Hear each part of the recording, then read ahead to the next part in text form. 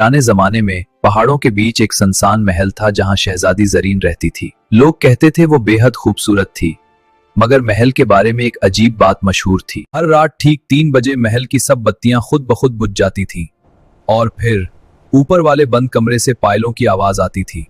बीबी, रात के 3 बजे ऊपर वाले कमरे के पास मत जाना, वहाँ तुम्हारा माजी सोता है। लेकिन वो कभी नहीं सोचती थी कि एक रात उसकी जिंदगी बदल देगी। रात का वक्त था, पूरा महल गहरी नींद में डूबा हुआ था। अचानक एक सर्द हवा का झोंका आया और किसी कमरे से धीमी रोशनी झिलकने लगी। दिल धड़क रहा है लेकिन मुझे जाना होगा। आहिस्ता कदम रखती हुई मैं इस राज की तरफ बढ़ रही हूँ।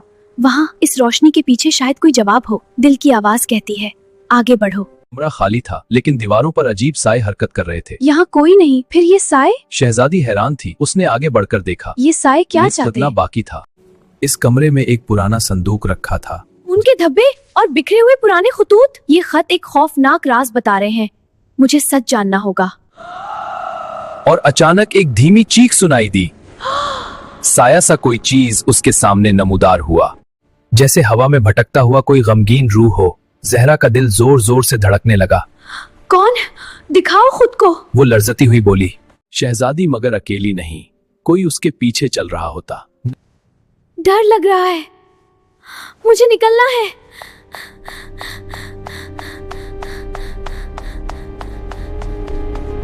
मैंने इस कमरे में अजीब साए देखे। मुझे बहुत घबराहट हो रही है। लगता है वहाँ कुछ है। ऐसा कुछ नहीं, ये तुम्हारा वहम है। लेकिन मैं डर रही हूँ। तुम अपने कमरे में जाओ और सो जाओ। ठीक है।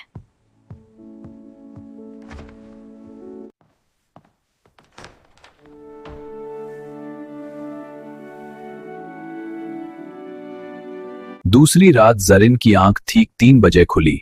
महल की सब बत्ती बुझ चुकी थी। ऊपर से वही पायलों की आवाज। वो सीढ़ियों पर आहिस्ता चढ़ी। हर कदम के साथ आवाज बुलंद होती गई। सबसे ऊपर पहुंचकर उसने बंद कमरा देखा, वो दरवाजा जो बरसों से बंद था।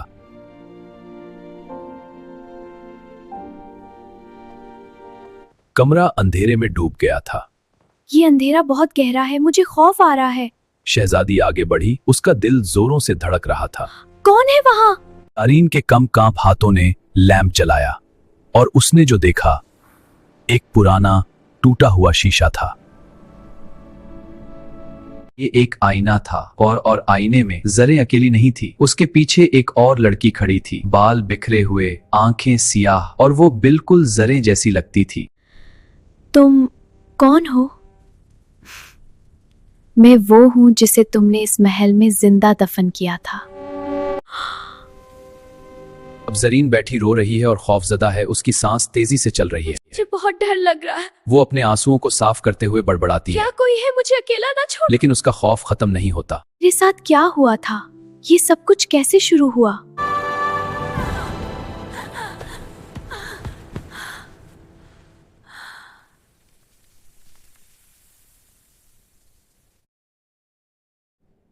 अचानक कमरे की बत्ती बुझ गई।